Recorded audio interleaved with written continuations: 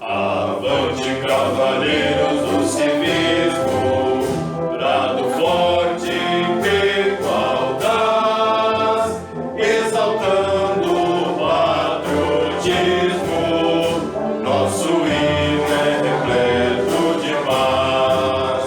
Consciente nossa pátria honraremos, com carinho e muito. Bom dia, boa tarde, boa noite.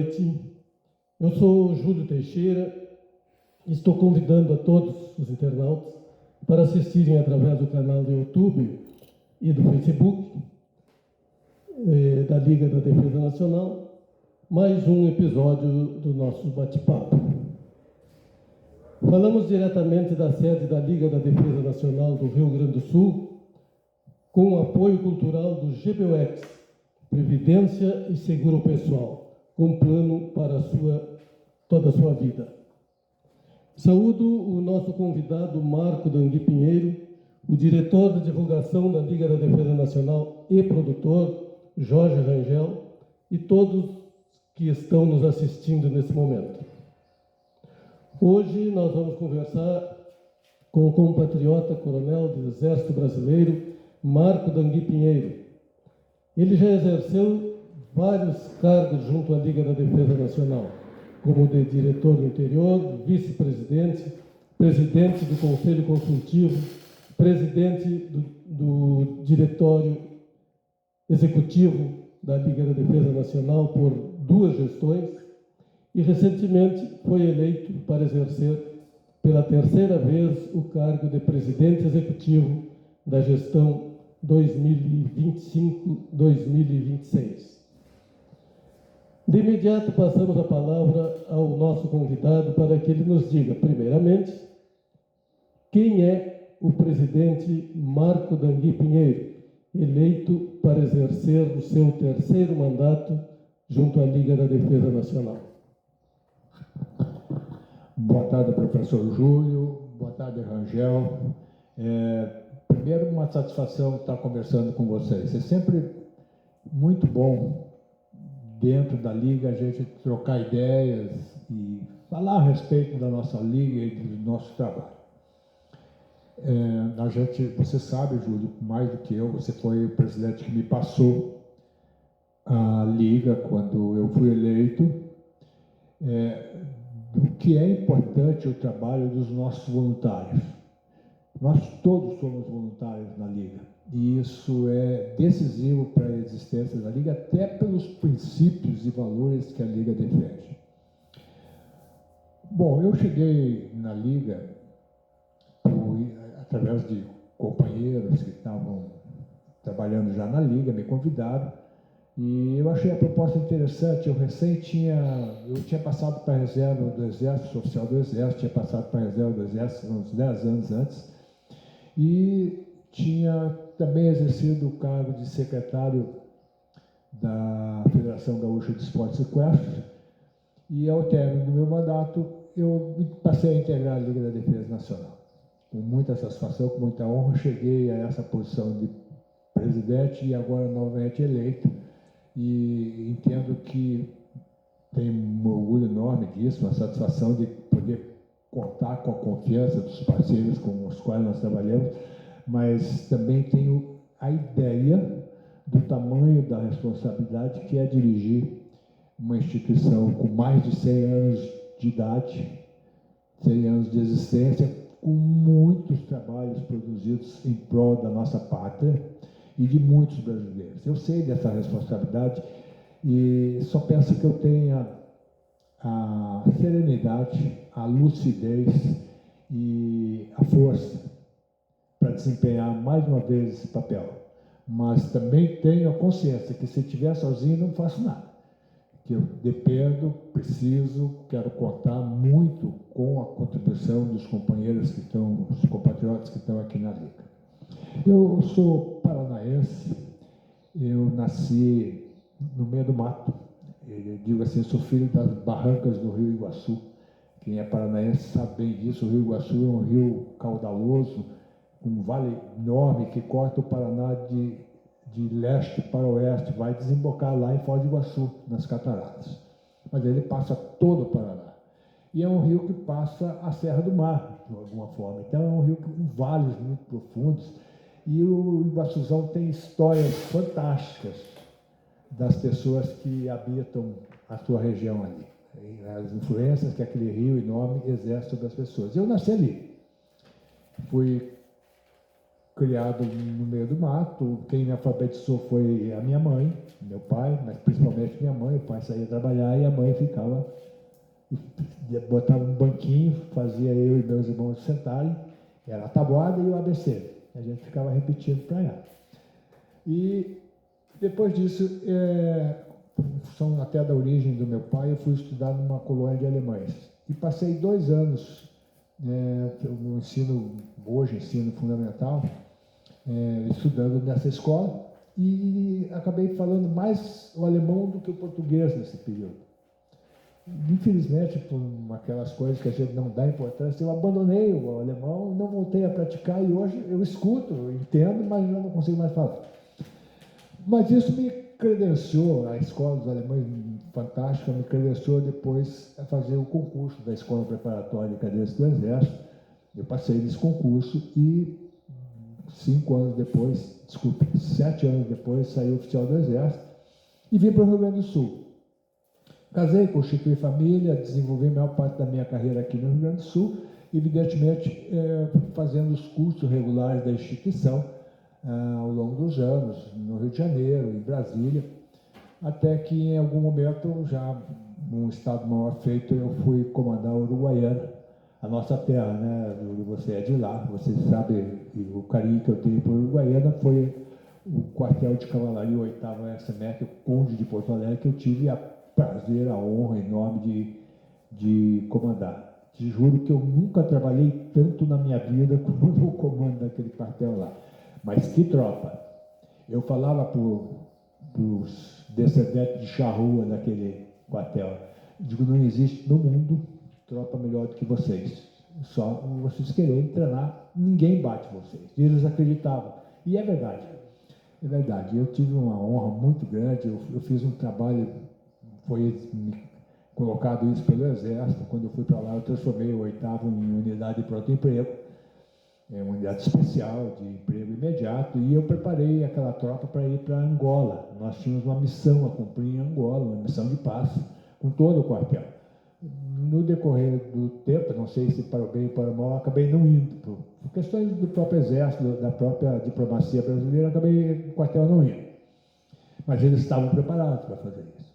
E eu tenho certeza absoluta que se nós fôssemos cumprir uma missão na África, o desempenho teria sido o melhor possível. A tropa estava realmente bem preparada. Claro, eu tinha conhecimento disso, sabia como fazer, mas sem aquela massa que tinha, aquela massa crítica que tinha, ele não tinha como fazer. Eles são muito bons guerreiros. O Exército pode saber e sabe que pode contar com uma tropa daquela ali, de primeira linha. Lá eu praticamente encerrei a minha carreira e voltei para Porto Alegre, acompanhar minha família, minhas filhas estavam se formando já. E nesse caminho eu cheguei na Liga e hoje fui novamente eleito presidente dessa instituição. E, Júlio, eu quero me comprometer a fazer jus à confiança que os compatriotas depositaram em mim, mas eu sozinho não faço nada. Eu vou confessar aqui que eu dei uma puxada de tapete no professor Júlio, ele não gostou muito, mas acabou abraçando. Tanto que ele hoje é o presidente do Conselho Fiscal da Liga, e isso fortalece muito a Liga e dá credibilidade para a atuação dela, a tua presença na diretoria regional da Liga. Por aí sou eu. Muito bem, essa é a nossa liga, que nós não podemos nos furtar nunca de participar. Então, pode contar com a gente aí, né? Mas, continuando nosso bate-papo aqui, nós estamos, o senhor está dirigindo mais uma vez, pela terceira vez, a Liga da Defesa Nacional, essa instituição que completou esse ano 108 anos. Foi fundada por Olavo Bilac. Nos dias de hoje, como é que o senhor enxerga, como é que o senhor vê a Liga da Defesa Nacional? Nós podemos conversar um dia inteiro para responder essa tua pergunta, mas eu vou me valer dos ensinamentos do nosso patrono, da ação do exemplo dele, do Olavo Bilac. Eu venho realmente refletindo muito a respeito de para onde que vai a Liga, o que nós vamos fazer com a Liga, qual é o papel que ela tem que exercer neste momento, do cenário institucional do nosso país. O Olavo Bilac, quando ele inspirou a criação da Liga, ele já tinha, nesse momento, inspirado também uma outra ação que é decisiva para o Brasil, até hoje, e muito, que foi a criação do serviço militar obrigatório no Brasil, a estruturação do serviço militar obrigatório no Brasil. Essa providência, essa ação do Olavo Bilac, o poeta patriota, é de uma pessoa, um patriota, que viu a necessidade da sua nação, da sua pátria, se estruturar, se fortalecer. E ele sabia, tanto que fez isso, que passava pela estruturação das Forças Armadas. Num novo cenário. Nós não podemos esquecer que a Liga foi criada no nascimento, quando a Primeira Guerra Mundial eclodiu. Nós estávamos vivendo um momento de as nacionalidades se confirmando. Nós saímos da Revolução Francesa e a trajetória do mundo inteiro foi as nacionalidades se definirem desde a Revolução Francesa até a Guerra Franco-Prussiana, e a partir dali a Europa se consolidou, os Estados Unidos também já tinham uma consolidação da sua nacionalidade. Lá no Oriente, o Japão e a China eram já nações definidas. E o Brasil, muitos brasileiros não sabem, o Brasil tem um papel gigantesco nesse contexto geopolítico. Às vezes os brasileiros não sabem disso. E o Olavo Bilac sabia. Mas ele sabia que para o Brasil se configurar como uma grande nação, precisava ter uma força armada bem estruturada.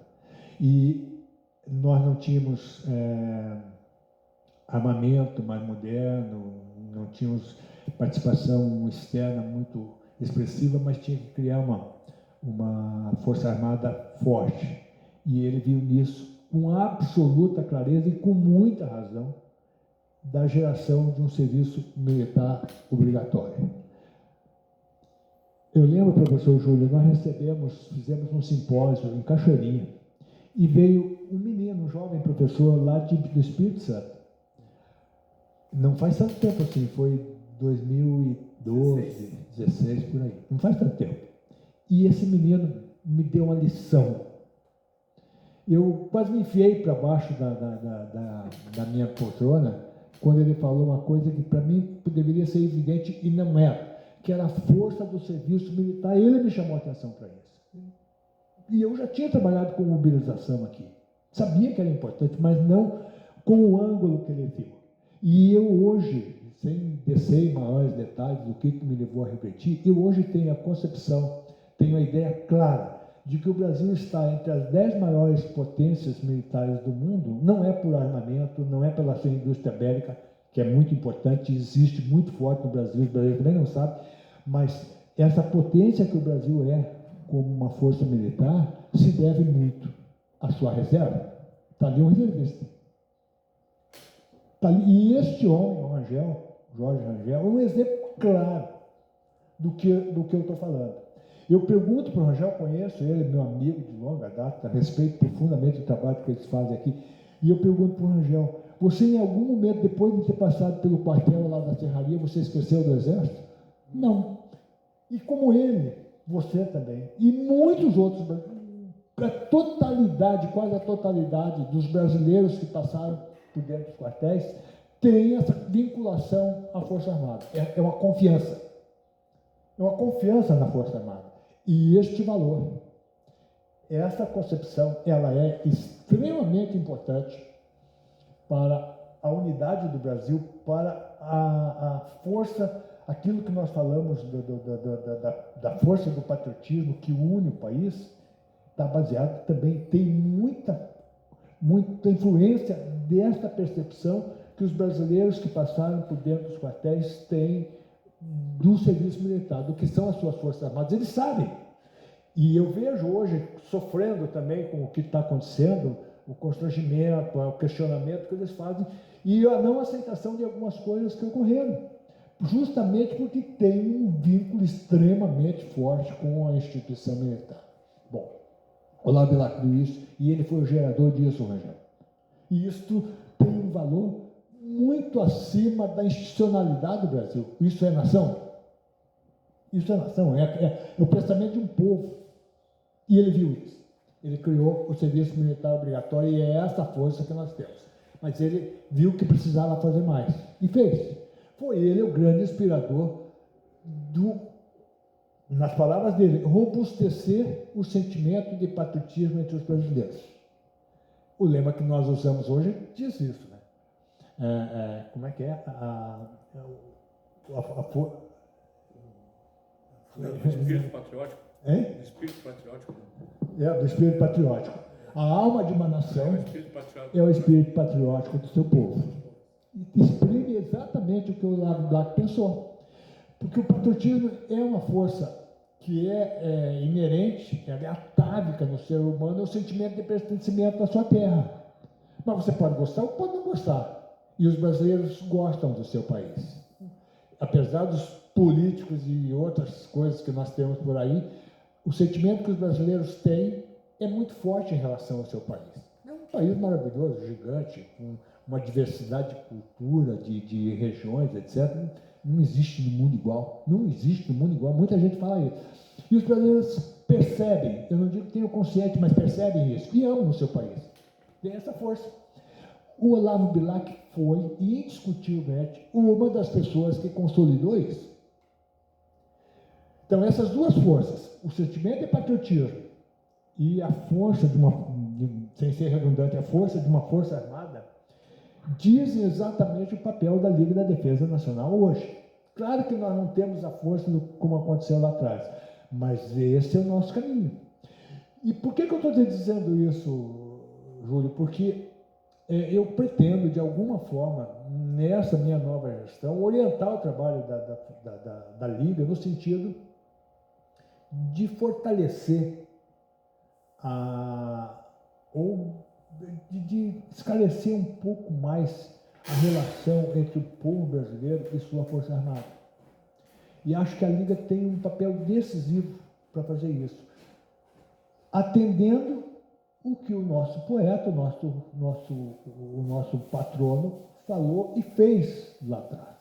Então, é dentro dessa ideia que eu pretendo, de alguma forma, colocar a Liga, se isso me for possível de acontecer, e eu acho que a gente tem espaço para fazer isso, de valorizar esse sentimento de patriotismo e esclarecer para a população brasileira o que representam realmente as Forças Armadas do Brasil para a nação brasileira.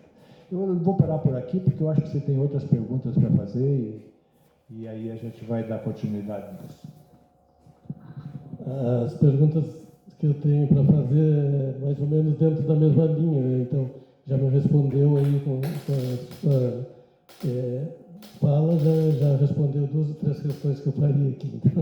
Então é justamente o que eu perguntaria, no caso, é como que a Liga pretende fazer para restabelecer o civismo e o patriotismo, que nós sabemos que nos últimos anos aí vem perdendo essa força, né?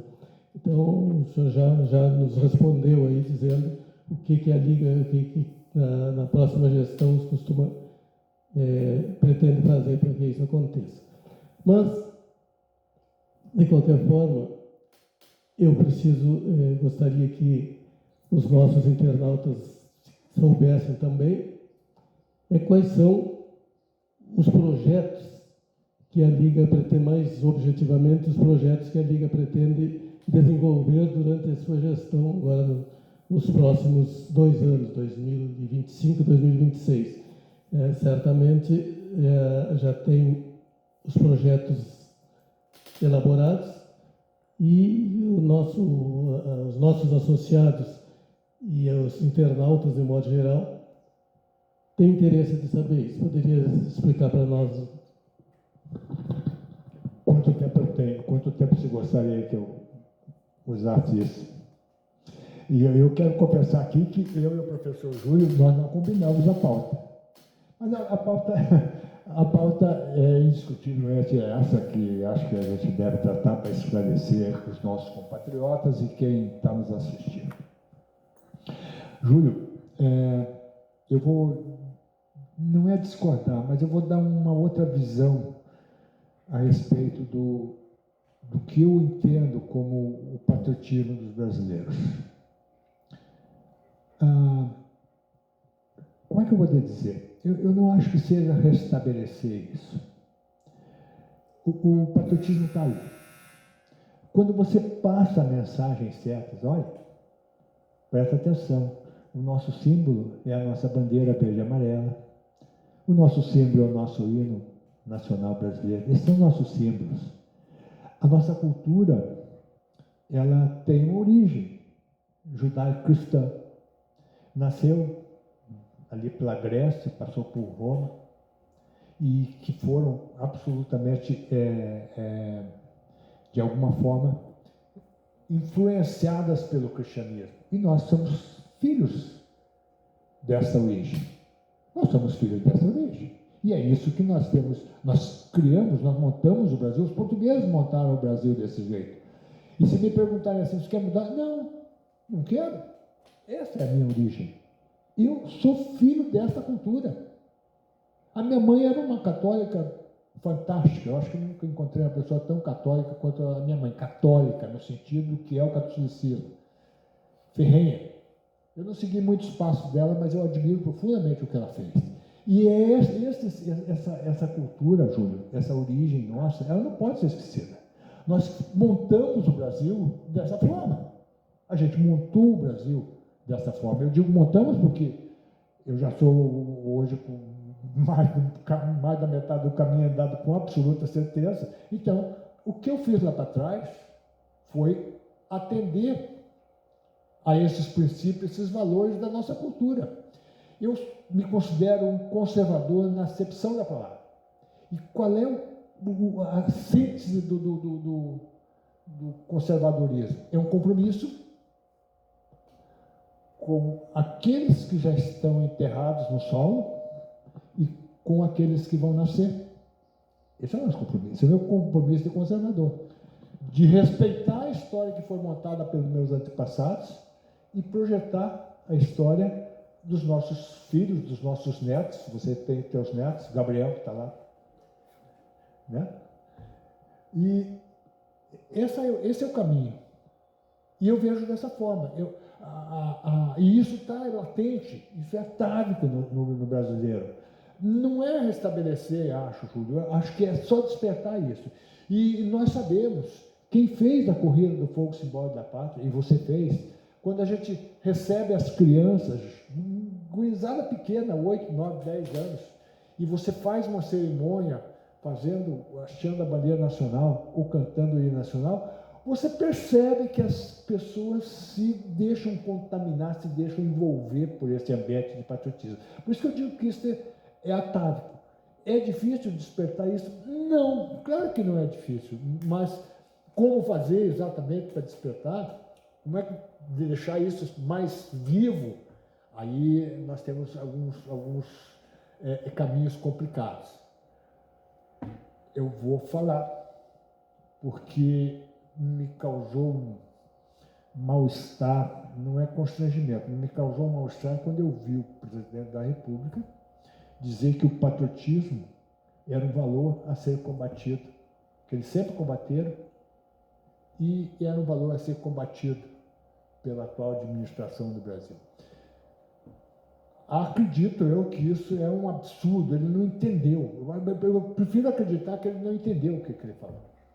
Porque esse era o motivo de um afastamento, de um impeachment, essa palavra, isso que ele falou, era o motivo de um afastamento dele do governo. Porque o presidente da República, quando ele assume a presidência, o chefe de Estado, ele vai para dentro do Congresso Nacional e jura, perante a Constituição, defender os interesses do Brasil. E o patriotismo é um desses valores a serem defendidos pelo presidente da República. Eu não aceito. E foi muito difícil, até ficou isso na minha cabeça. Entre todas as barbaridades que esse cidadão falou, essa para mim foi a pá de cal para enterrar uma pessoa com vida pública e com um cargo tão importante quanto era o presidente da República. Falar contra o patriotismo. Então, a Liga, atendendo o que o nosso patrono falou lá atrás e criou a Liga para isso, a Liga ela tem esse condão de desenvolver, de estimular o patriotismo. E agora vamos entrar nos projetos que nós temos para fazer isso. Eu acho que o principal deles, e você foi a pessoa que me chamou a atenção por esse fato, que a Corrida do Fogo Simbólico da Pátria era o evento mais importante da Liga. Com absoluta razão, Júlio. Porque com a corrida nós atingimos, esse ano nós passamos 303, 304 municípios, que nós difundimos essa mensagem que de alguma forma eu estou falando aqui, de patriotismo, de valorização dos nossos símbolos, de conhecimento da nossa história. O projeto maior é esse. E isso é seguir o que você pregou, desde o Brigadeiro Ferro, que eu acompanhei, desde o Coronel Floriano, Brigadeiro Ferro, ao inverso, o Brigadeiro, depois Floriano, depois você recebeu o Floriano, né, do Coronel Floriano. Passou por mim, passei por Moraes, nós não mudamos a linha. A linha é a mesma, e eu pretendo continuar. É isso. Então, cada um tem o seu jeito de fazer, sua maneira de fazer, de se relacionar com os parceiros que estão trabalhando com a gente, cada um tem seu relacionamento. Mas a linha, o rumo, os processos todos, são esses que nós sempre desenvolvemos dentro da Liga, atendendo o que o nosso patrono falou lá atrás. A ideia central é robustecer, despertar o sentimento de patriotismo entre os brasileiros. Esse é o eixo central. A Corrida do Fogo Simbólico da Pátria é um instrumento, mas nós temos aí a Caminhada da Bandeira, a gente tem o desfile de 7 de setembro, que eu pretendo voltar a conversar, porque se você me perguntar, eu vou falar um pouco sobre o desfile de 7 de setembro. A Guarda da Pira da Pátria, que parece uma coisa singela e não é, porque é um exemplo muito grande. E outras atividades que nós exercemos, a própria ordem do mérito cívico, a solenidade é uma difusão desses valores. Eu não sei se eu respondi o que você me perguntou, eu acho que sim. Eu acho que isso aí, justamente eu coloquei esse assunto justamente porque eu sabia que tinha falado no fogo simbólico da pátria e na distribuição por todos os municípios do estado do Rio Grande do Sul. Realmente é muito importante, porque para ter uma ideia assim, ó, cada município, no interior do estado, a imprensa, de modo geral, ela dá muito apoio para esse evento da chegada, do acendimento, da entrega do fogo simbólico em cada município. E multiplicando essa audiência da imprensa falada, principalmente, e escrita também, a gente tem uma ideia assim de que a maioria do povo rio-grandense recebe a mensagem da Liga da Defesa Nacional e justamente robustecendo o espírito patriótico de todo o povo brasileiro e principalmente do Rio Grande do Sul. Então, acho que foi perfeita a tua resposta, a lembrança justamente do fogo simbólico, porque é um dos eventos mais importantes da Liga da Defesa Nacional. Mas nós estamos já próximo ao encerramento. Eu vou deixar agora a palavra à vontade para que possa expressar as suas ideias, assim como já encerrando a nossa transmissão de hoje. Tá? Deixo livre aí a palavra. Professor Júlio, como eu falei lá no começo, eu queria seguir o exemplo, tomar como referência a ação do nosso patrono. Ele trabalhou em duas grandes frentes, foi a criação da Liga da Defesa Nacional, com esse intuito de robustecer o sentimento de patriotismo entre os brasileiros, e ele trabalhou em cima do serviço militar obrigatório. Isso é dirigido pelas Forças Armadas. E nós estamos vivendo um momento extremamente difícil no meio das Forças Armadas. E eu falo isso com um pouco de constrangimento, mas com muita tristeza. Acredito eu que nós erramos, nós militares, em algum momento nós erramos no processo. Na caminhada que foi feita, houve um erro. E onde é que esse erro se reflete? Numa, hoje, aparente separação entre o povo, entre os brasileiros e suas Forças Armadas. Isso é o que me causa o maior incômodo. E se eu tiver a possibilidade de esclarecer isso para os brasileiros, que esta atitude, ela não é adequada e ela não tem fundamento de verdade no seu conjunto, se eu puder fazer isso, eu acredito que eu tenha feito jus pelo menos a expectativa das pessoas que acreditaram no meu trabalho aqui como presidente da Liga. Eu creio com todas as letras que o povo brasileiro não pode abandonar suas forças armadas. Eu tenho essa esperança que os brasileiros não podem abandonar suas forças armadas. As forças armadas, o povo, a ideia de nação é povo e território. Um povo que habita um território e que lá pelas tantas decide estabelecer soberania sobre esse território. Olha, a história brasileira é clara em relação a isso. Nós estabelecemos, não pedimos para ninguém, soberania não se pede para ninguém, se estabelece. Os brasileiros estabeleceram soberania sobre esse imenso território que os portugueses nos legaram. A primeira coisa que um povo, ao estabelecer a soberania, faz é gerar uma estrutura de segurança para essa providência. Depois vai criar o Estado, as instituições todas, mas primeiro gera uma segurança para defender o povo e o próprio território. Então, a Força Armada do povo brasileiro é anterior à criação do Estado. Ela é antes da Constituição, desculpe a pretensão, a minha filha, que é juíza, vai ficar enlouquecida quando eu digo isso. Ela é anterior à Constituição, ela é anterior ao Estado e é anterior a todas as outras instituições, porque nós somos a garantia da sobrevivência dessas outras instituições do Estado brasileiro. Nós somos isso. E a gente sabe que sempre houve um interesse muito grande de desestruturar as Forças Armadas brasileiras, o que é muito difícil, porque nós temos uma formação muito sólida e nós temos uma história de comprometimento com essa terra muito grande. E que a mim vão ter que esperar eu morrer, ou vão ter que me matar para eu mudar de ideia. Convencer hoje não tem como, porque eu acredito piamente no que eu faço. Eu fui formado, eu entrei no Exército com 15 anos, fui formado e eu tenho o reconhecimento de que tudo que eu sou em termos de formação profissional e pessoal, eu devo ao povo brasileiro, que bancou financeiramente tudo que eu fiz, mas não só isso, confiou no trabalho que eu desenvolvi como oficial do Exército Brasileiro. Então isso é muito mais do que um contrato, isso é um compromisso. E eu não vou abrir mão não abro mão disso. Não abro mão. Então, o meu trabalho de agora, fiz isso diferente nas duas gestões anteriores. Agora, a minha intenção é convencer os brasileiros de não abandonar as suas Forças Armadas.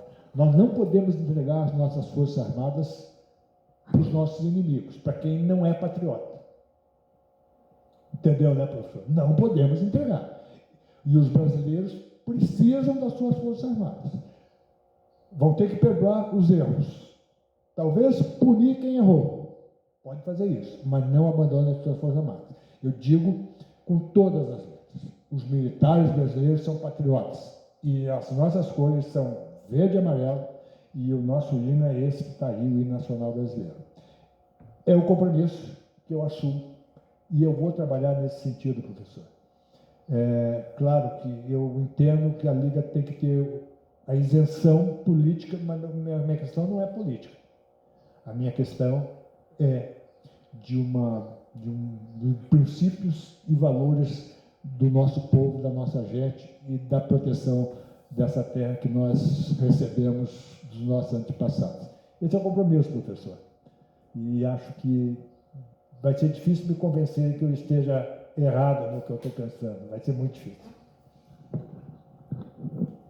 Muito bem, então nós estamos já chegando ao final da nossa transmissão de hoje.